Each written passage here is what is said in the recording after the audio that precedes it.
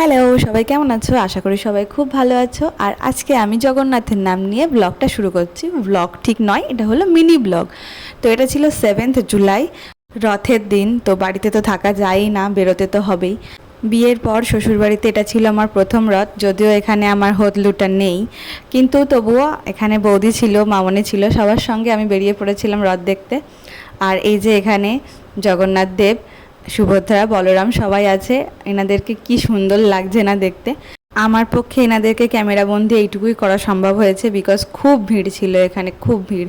আমি অন্তত রথের মেলা দেখেছি, জানি রথের মেলায় অনেক ভিড় হয়, কিন্তু এখানে মেলা সেরকম ছিল না, কিন্তু ভিড়টা প্রচণ্ড ছিল। এই যে আমি একটু রথের দড়ি ধরতে পেরেছিলাম। তো যাই হোক, ভিড়টা তোমরা দেখতেই পাচ্ছ কতটা। আর এই দেখো, হঠাৎ করে এখানে লজেন্স ছুঁড়েছে, যেরকম হরির লুট হয় সেরকম লজেন্স লুট হয়েছে। আর আমার সামনে লজেন্স পড়া সত্ত্বেও আমি নিইনি, কারণ আমি ভিডিও করছিলাম, আই এম ভেরি বিজি।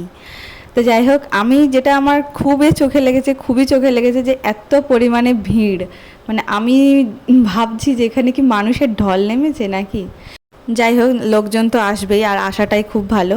তো আমাদের এখানে জগন্নাথ দেব থাকে একটা মন্দিরে, মানে রথটা থাকে একটা মন্দিরে, একটা বড় মাঠ আছে, তার পাশে একটা মন্দির আছে, সেখানেই রাখা থাকে। এবং এটাকে নিয়ে যাওয়া হচ্ছে আদি দুর্গা মন্দির, সেখানে মানে সেটাকেই মাসির বাড়ি হিসেবে চিহ্নিত করা হয়েছে।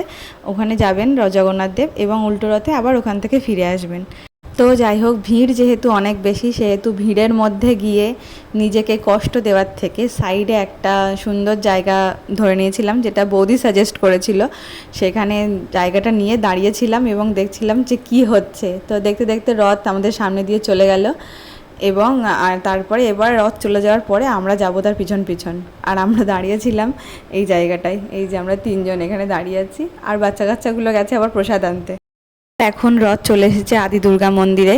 এই যে দেখো, এটা হলো আদি দুর্গা মন্দির, খুব বড় একটা মন্দির এখানের।